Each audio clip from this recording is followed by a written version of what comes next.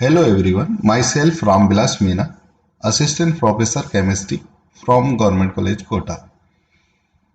आज हम पढ़ेंगे metal ligand bonding in transition metal complex, specially limitation of valency bond theory.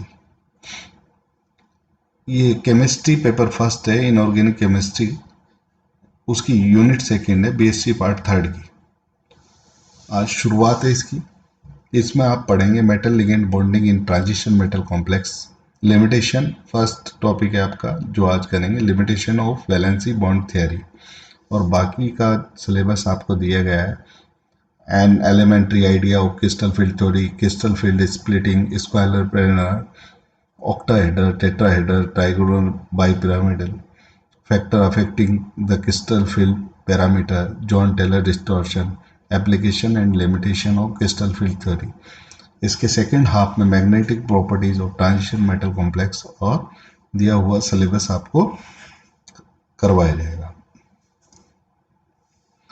चूंकि अगर मेटल लिगेंड बॉन्डिंग की बात की जाए तो थ्योरीज दी गई हैं, वो क्रमशः है आपकी वैलेंसी बॉन्ड थ्योरीज, वीबीटी के नाम से आप जानते हो, क्रिस्टल फील्ड थ्योरी सेफ्टी के रूप में आप जानते हो, मोलिकुलर ऑर्बिटल थ्योरी और लिगेंड फील्ड थ्योरी।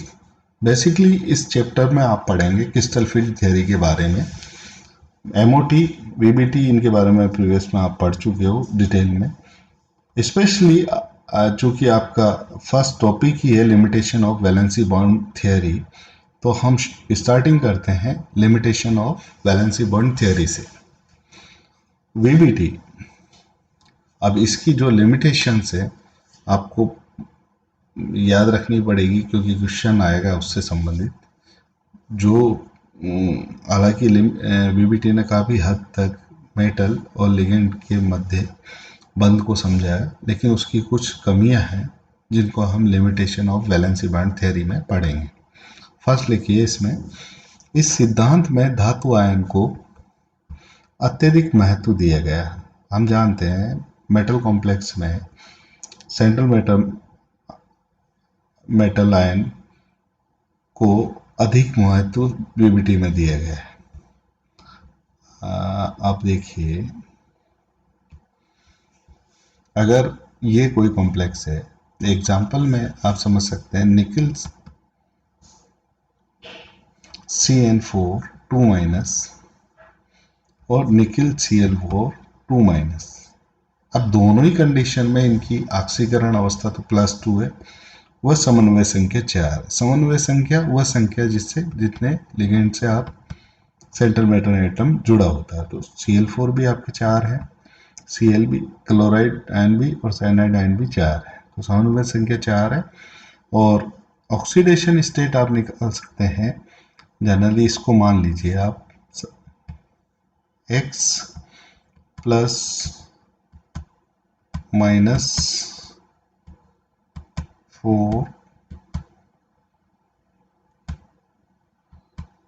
या -1 कीजिए, multiply by 4, -1 multiply by 4 equal to 2। आप जब कैलकुलेट करोगे तो x बराबर +2 आएगा, है ना। इससे -4 इधर जाएंगे, +4,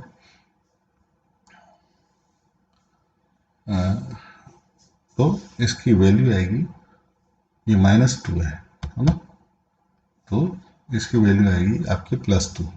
इसी तरह NiCl4 की भी, क्योंकि दोनों का आवेश -1 है आयंस का, तो Ni पे भी +2 ऑक्सीडेशन स्टेट होगी।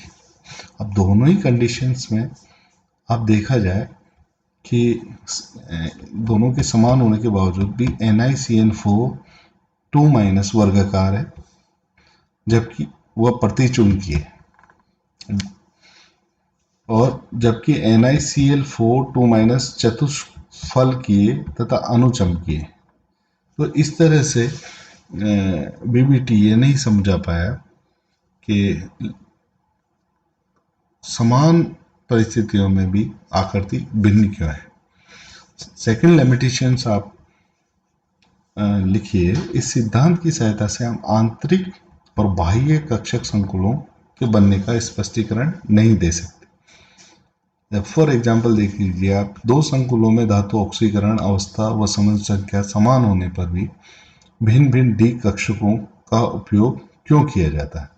एग्जाम्पल में आपको दिखाई दे जा रहा है FeS2O6 2+ तथा FeCN6 4-। आप देखें दोनों में अगर FeS2 6 में आप लगाएं तो फेरस है आपका +2 ऑक्सीडेशन स्टेट में। इसी तरह ये भी आपका क्या है, +2 ऑक्सीडेशन में। -6 है, -6 इधर गए तो -4 + 6 तो सेकेंड ऑक्सीडेशन स्टेट आ जाएगी, जैसे आपने यहाँ निकाला था।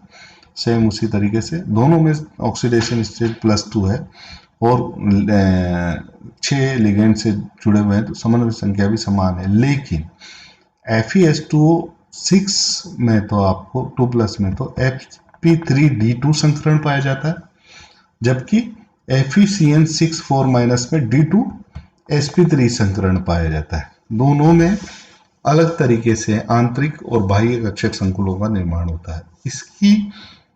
इसको बीबीटी समझा नहीं सका। नेक्स्ट लिमिटेशन लिखिए आप, संयोजकता बंध सिद्धांत इस बात की व्याख्या नहीं कर सकता कि CO2+ संकुलों के समान वर्गाकार समतलीय CO2+ के संकुल अपचायक पदार्थ क्यों नहीं है, जबकि दोनों के उच्चतर कक्षकों में एक इलेक्ट्रॉन है। नेक्स्ट लिखिए, यह सिद्धांत संकुलों के स्पेक्ट्रा को नहीं समझा सका। हालांकि CFT से समझा चुका है, आप इसी क्लास में या इसी चैप्टर में आगे पढ़ेंगे इसके बारे में। तो एक लिमिटेशन आपकी ये भी है कि ये सिद्धांत संकुलों के स्पेक्ट्रा को नहीं समझा सकता। और इस सिद्धांत, नेक्स्ट लिखिए, इस सिद्धांत द्वारा अभिक्रिया की गतियां व क्रियाविधि का स्पष्टीकरण नहीं हो सकता या नहीं किया गया, ये भी एक इसकी लिमिटेशन है। नेक्स्ट लिखिए, ये सिद्धांत वीबीटी के बारे में पढ़ रहे हैं हम, उसकी लिमिटेशन, ये सिद्धांत D8 युक्त संकुलों जैसे Ni2+ और Au3+ आदि के व्यवहार की व्याख्या नहीं करता, जिससे त्रिकोणीय द्विपरिमाण संकुल बनते। ये वीबीटी के आधार पर नहीं समझा सकते कि क्यों बनते, जिनकी उपसंयोजक संख्या 5 होती है। नेक्स्ट है, ये सिद्धांत संकुलों के रंग और चुंबकीय संवेग का उचित स्पष्टीकरण नहीं दे पाता। संकुलों का रंग की डिटेल और चुंबकीय संवेग की डिटेल स्टडी और आसानी से समझा सकता है CFT के द्वारा। आप इसी चैप्टर में आगे पढ़ेंगे इसके बारे में। यह सिद्धांत, नेक्स्ट लिमिटेशन लिख लीजिए, ये सिद्धांत अब पीबीटी के बारे में है, संकुलों को उत्तेजित अवस्थाओं की उपेक्षा करता है, अतः ऊष्मागतिकीय गुणों की भविष्यवाणी भी इस सिद्धांत के द्वारा नहीं की जा सकती।